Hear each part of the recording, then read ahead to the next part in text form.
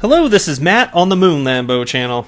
Now, serious question. Should I just change my name from Moon Lambo to Nostradamus because I just dumb predicted the future right here? Here's a title from Daily Hodl. Ripple unlocks 1 billion XRP, promises to sell less in September. Now, I know not everybody listens to every video I put out there, but just a few days ago, I cited that regularly there's people kind of getting in a flurry on Twitter because, oh my god, there's a whale alert. 1 billion XRP was just released. Oh my god, what is happening here? And every single month it's Ripple that has released 1 billion XRP from Escrow. And then they sell whatever amount is necessary over the counter, and then they return the rest to Escrow. And I told you just a few days ago, I know it, there's going to be a freaking crypto news media story on this, and I'll be damned. Look at this. Here it is from Daily Hodl today. So I wanted to cover it. There's a few points I want to make on it.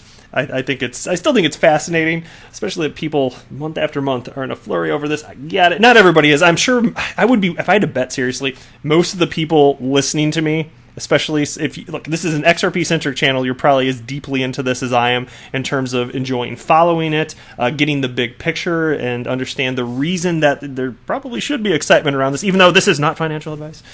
I'm sure you all get that, and so I'm willing to bet that most of you are aware of this situation of 1 billion XRP coming out of Escrow each month. Still, there are some that are not. I've also got a piece, and I'll just share the title with y'all right here. This is from AMB Crypto. Cryptocurrencies are very close to a mainstream adoption, claims Mark Andreessen, and he's a board member at Facebook. So I thought that'd be a fun piece to kind of discuss. Before we get going here, though, if you would please delicately tap that like button. And if you are a fan of Ripple and XRP, you came to the right place. Congratulations, you found me. Thank you so much for watching, and go ahead and subscribe. It's not the worst thing you could do with your day, you know? Ripple just unlocked 1 billion XRP from Escrow, making it available to sell to crypto exchanges and institutional participants. And here it is, the official whale alert, which okay, so the whale alert account, of course, that's going to report. That's automated, I believe, anyway. So that's not a surprise. It's more like the people that are endlessly confounded by the fact that this is happening every month. The San Francisco startup unlocks 1 billion XRP at the start of every month, sells a portion of it over the counter, OTC, and returns the rest back into Escrow. Ripple owns more than half of the total supply of XRP and says it sells portions of its holdings to run its company and fund blockchain and crypto-based initiatives. The company has come under fire for its sale of XRP in recent weeks.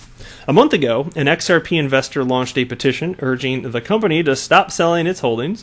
It now has more than 2,800 signatures, which is completely ridiculous, and I have covered this multiple times in the past. I'm not going to touch any further on that, except for to say it's stupid.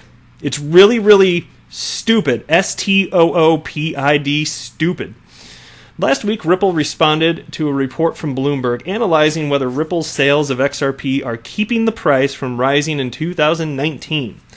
Ripple disputes the notion, says XRP's inflation rate is lower than Bitcoin and Ethereum's, and says it plans to sell substantially less XRP in the third quarter after having sold $251 million worth of XRP in the second quarter of this year. I do want to point out, XRP is a deflationary cryptocurrency, and the way in which inflation was thrown into that sentence doesn't make a damn bit of sense in my mind. But hey, this is crypto media.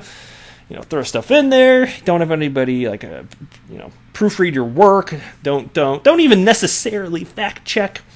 It's not important. This is crypto media. You just write whatever the hell you want. And check out this quote. Reports Bloomberg. This is the quote. Ripple has been more aggressive in their selling lately, Eric Turner, director of research at Messari, said in an email. Last quarter's $251.5 million was up almost 50% from the $169.4 million sold in Q1. How about that? Oh my God, can you believe it? Up almost 50%. Can I give you a different point of view on that? Can we talk about what percentage in terms of actual volume that is on the XRP ledger? Well, let's say on exchanges. That's easier to track because you can see that. You can go to CoinMarketCap, you can go to like CoinWatch, whatever. I understand the report in different ways, and that's ever evolving. Fine, but the most recent number I found is that Ripple sales account for about even at the latest 0.32% of volume. So you can talk about the quantity being sold. It doesn't matter. It's a drop in the bucket. I don't care if it was up, the Ripple sales of XRP were up almost 50%. Can we please look at this from an honest perspective? Because when you say stuff like that, it leads me to believe that you, Messari, have a narrative. And you do. You have been anti-Ripple and anti-XRP. Everything that you frickin' post. To me, the problem with that is I like diversity of thought, but it's just the opposite of insightful. You know, you're just directing based on a narrative, and I don't care for that, and I want to correct the record because it just doesn't make any sense. How about another perspective? Jesus. All right, I'll leave it at that. Really grinds my gears. Check out this. Here's a fun one. This is from somebody named Irish XRP, and I just like it. There's a little repeating video clip on the screen here. So I'm not going to click on it for sound, but this guy's wearing a shirt that says, I didn't choose the euro, I didn't choose central banks, I didn't choose fractional reserve banking, I certainly didn't choose quantitative easing, and on the back he flips around and it says, I chose XRP. What's the logo for XRP? But I thought that was cool. This guy's just hanging out in a bar, drinking a burr, having a good time with a shirt that I find entertaining to share with you.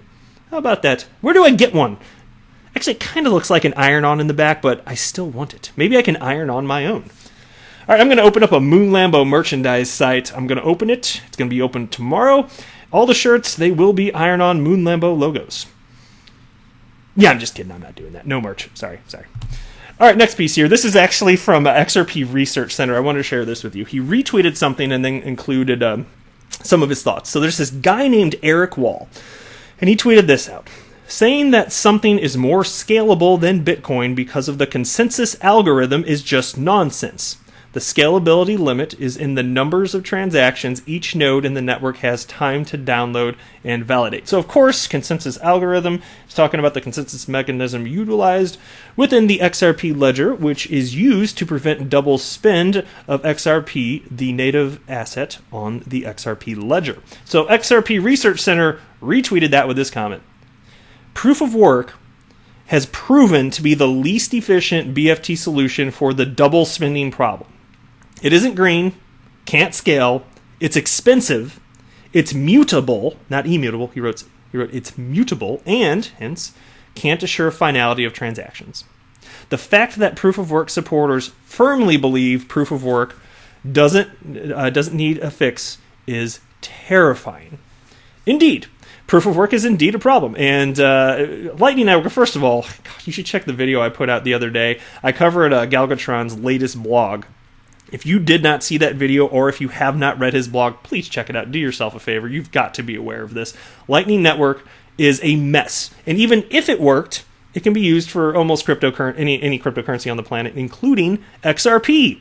So it's not something that will specifically just help Bitcoin. And there's a lot of Bitcoin maxi narratives out there that would lead people to believe otherwise. So definitely check that out if you have not. Here's another one from XRP Research Center. This is positive. It's really cool. I wanted to share it with you. And there's a screen grab. I'll put it up on the screen. You can read through it if you want to. I'm not going to read through this whole thing, but check this out. So it's, let me scroll up a little bit. So there's a link to it here too. Maybe I should just put that in the details below. But there's a screen grab of this letter written, and it has to do with Euro Exim Bank utilizing XRapid, which means XRP also. And here's what the tweet says: June 17th, 2019, Euro Exim Bank named winner of the award for Best Global Trade Services Bank in 2019. Now, I'm not going to read the whole thing, but there's a snippet that XRP Research Center highlighted, which is the most pertinent part, and I wanted to share this with you because it speaks to the, as far as I'm concerned, matter-of-fact statement that XRP is absolutely game-changing. So here's the little snippet that's in that piece. The latest addition to Euro Exim's financial arsenal comes from a strategic partnership with the XRP cryptocurrency developer Ripple. Now, of course, let's cut them some slack. Of course, Ripple didn't develop XRP, but they're utilizing it. I understand. This is something from Capital Finance International. I got it. They don't know the specifics. They meant it with good intentions, I suspect anyway. So that's fine. The point is, it's absolutely game-changing, and it is part of their financial arsenal now, and they're an early adopter. And I tend to think that all the entities that are coming on board and start utilizing XRapid talk about having a competitive advantage. Admittedly, it does come down to which corridors in which you're participating when you're moving money around the world, but the good news is more corridors, as time passes, continue to come online. Not just with Xcurrent, but you're going to see more utilization with XRapid. You just need additional liquidity pools, which in many cases is as simple as having cryptocurrency exchanges integrate with XRapid. And as long as there's volume to make it reasonable for the exchange to do it, well, that's going to happen. And so these things will get figured out over time. I know to some degree people like to cite the chicken and egg problem. If there's not volume, why would the exchange do it? And how do you get volume if the exchange isn't already doing it? So the chicken and egg problem. Got it. But you start with corridors, little corridors, and then you find success, and that's why Ripple started with what they call the low-hanging fruit, which is corridors from the U.S. into the Philippines and also into Mexico. You see that, but then you see everything fleshed out over time, and that is what we see on the way here. And to the next piece here, this from mainbecrypto.com, titled "Cryptocurrencies Are Very Close to Mainstream Adoption," says Mark Andreessen. Entrepreneur, investor, software engineer, and board member of Facebook, Mark Andreessen recently listed an array of parallels between the initial days of the internet and the prevailing state of crypto. In a recent crypto regulatory summit, one of the pioneers in the development of the internet, Andreessen began the segment by talking about the evolution internet. Now, again, this is crypto media, so there is no spell checking. There's two errors that I spot. I read it just like they said it, like they wrote it, rather. But no need to double check it. Just put it out into the world. We cool. Let's just go ahead and go on. He revealed how the senior executives and prominent scientists at American telecommunications company AT&T assumed that the internet could never exist as it wouldn't work, scale, or be secure. However, soon enough, the world witnessed the unfolding of the internet. Andreessen linked this to the current state of cryptocurrencies. Even though crypto has grown over the last 10 years, it still remains in its infancy. This is mostly due to lack of adoption, as many still believe that cryptocurrencies aren't secure. Andreessen further went on to remind viewers that the use of the internet for commercial purposes was illegal until 1993. Soon after it was legalized, several people pitched the idea of buying things online, which almost immediately received backlash. However, when big companies caught on to this idea, it did work well. Andreessen pointed out that irrespective of its use cases, cryptocurrencies are not backed by major companies, and people might put forth questions like, where is the Amazon of crypto? Or, where is the Google of crypto? Many mainstream consumers have complained about cryptocurrencies being too hard to use, and Andreessen disclosed that the internet was also considerably hard to use in the beginning. He further suggested that crypto was easier to use compared to the internet. And does anybody remember using a 56K dial-up modem? Anybody remember that? I mean, I was pretty young back then. It was the mid-90s roughly. And remember that terrible screeching sound? To my listeners that have never experienced that, you must be on the younger end of things here. I assume if you Google it, you can hear what this is. It's this terrible, sounds like a goat dying sort of, but screeching mechanically. It's awful. And that's what we would hear every single time that we logged onto the internet using a 56K modem. It was terrible. It wasn't easy to use, and then you also had walled gardens. I grew up using Prodigy, and I'm guessing most of you, or at least very many of you, don't know what the hell that is. It was a walled garden version of the internet, essentially.